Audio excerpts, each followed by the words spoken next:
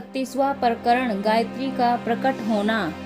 ब्रह्मा की उस समाधि में चारों युग बीत गए, पर ब्रह्मा को पिता का दर्शन नहीं हुआ। तब अधा ने मन में चिंता किया कि बिना ब्रह्मा के सृष्टि को कौन रचेगा। किसी युक्ति से ब्रह्मा को बुलाना चाहिए। तब उसने अपने शरीर से मैल निकाला और उस मैल से एक कन्या बनाई और उसका नाम गायत्री रखा। कन्या ने अपने माता से पूछा कि हे माता, तुमने मुझे किस निमित्त उत्पन्न किया है। अधा ने उत्तर दिया कि बेटी, तेरा बड़ा भाई ब्रह्मा है, वह अपने पिता के दर्शनों के निमित्त उत्तर दिशा को गया है। वह किसी युक्ति से भी अपने पिता के दर्शन नहीं पा सकता और यहाँ उसके बिना संसार की उत्पत्ति हो नहीं सकती। इसलिए तू जा और उसको समझा कर ले आ, जिसमें संसार की उत्पत्ति हो सके। 32वां प्रकरण पुष्पावती की उत्पत्ति और ब्रह्मा की वापसी। अपनी माता की आज्ञा पाते ही गायत्री उत्तर की ओर चली और चलते चलते उस स्थान पर जा पहुंची जहां ब्रह्मा समाधि लगाकर बैठा था। ब्रह्मा की अखंड समाधि लग रही थी और गायत्री खड़ी सोच रही थी कि अब मैं क्या करूं, ब्रह्मा को समाधि से कैसे जगाऊं। ऐसा न हो कि ब्रह्मा मेरे जगाने से समाधि से जागकर क्रुद्ध हो और मुझको शाप देवे। इस प्रकार गायत्री अपने मन में सोच ही रही थी कि उसके ध्यान में अधा समाई और उससे कहा कि हे गायत्री, तू ब्रह्मा के चरण छू तो ब्रह्मा जागेगा। गायत्री के ब्रह्मा के पैर छूते ही ब्रह्मा के नेत्र खुल गए। तब उसने गायत्री को अपने सामने खड़े देखा। फिर अत्यंत रुष्ट होकर कहने लगा कि तू कौन दुष्टा पापिनी है कि मुझको मेरे पिता के ध्यान से जगा दिया। मैं तुझको शाप दूंगा। तब गायत्री ने कहा कि मेरा कोई दोष नहीं है, यथार्थ बात जानकर तब मुझको शाप देना। तुम्हारी माता ने तुम्हें लेने के लिए मुझे भेजा है, सो तुम शीघ्र चलो, नहीं तो पछताओगे। तब ब्रह्मा ने उत्तर दिया कि मैं कैसे चलूं, मुझे पिता के दर्शन तो हुए ही नहीं। तब गायत्री ने कहा कि तुम्हें किसी युक्ति से भी पिता का दर्शन नहीं होगा। तब ब्रह्मा ने गायत्री से कहा कि यदि तू मेरी साक्षी माता के सामने दे कि मैंने अपने पिता का दर्शन पाया है तो मैं तेरे साथ चलूंगा।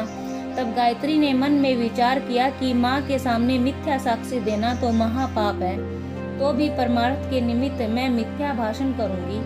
इसके उपरांत उसने ब्रह्मा से कहा कि मैं तेरी साक्षी दूंगी। इतने में पुष्पावती नाम की दूसरी स्त्री, जिसको गायत्री ने उत्पन्न किया था, उस स्थान पर उपस्थित हुई। ब्रह्मा ने उससे भी कहा कि तू भी मेरी साक्षी देना। उसने भी स्वीकार किया कि मैं भी तेरी साक्षी दूंगी। तब ब्रह्मा, गायत्री और पुष्पावती तीनों मिलकर तथा एक मत होकर अधा के पास चले। 33वां प्रकरण ब्रह्मा, गायत्री और पुष्पावती तीनों का अधा के पास जाना और अधा को उन्हें शाप देना।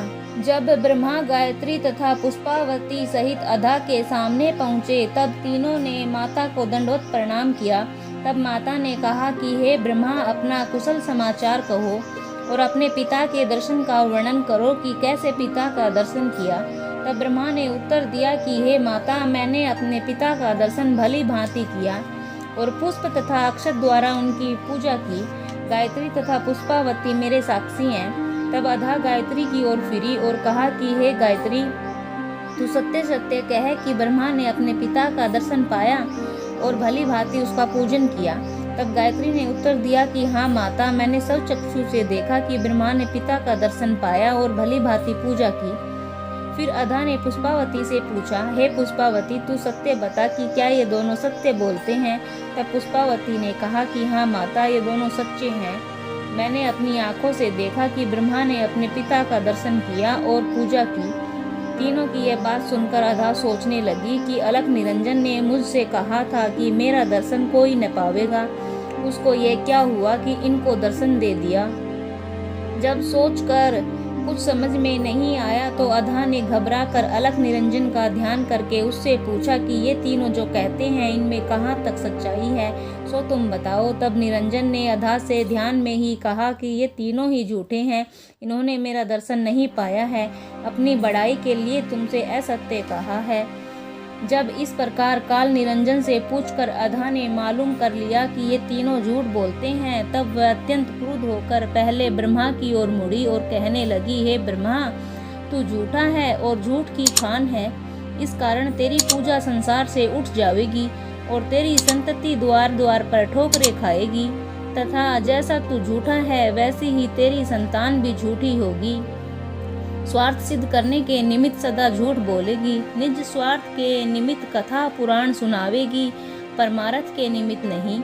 दूसरे मनुष्य जो उसके कथा के श्रोते होंगे, उनमें मन में तो ज्ञान तथा वैराग उत्पन्न होगा, पर वह स्वयं इससे वंचित रहेगी।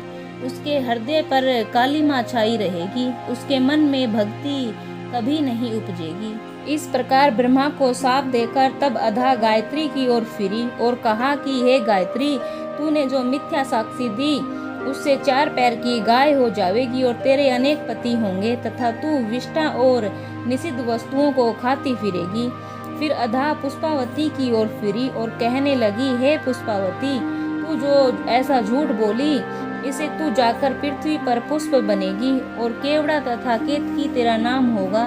लोग तुझको गंदे स्थान में लगावेंगे और जो कोई तुझको लगावेगा वह निर्वस होगा।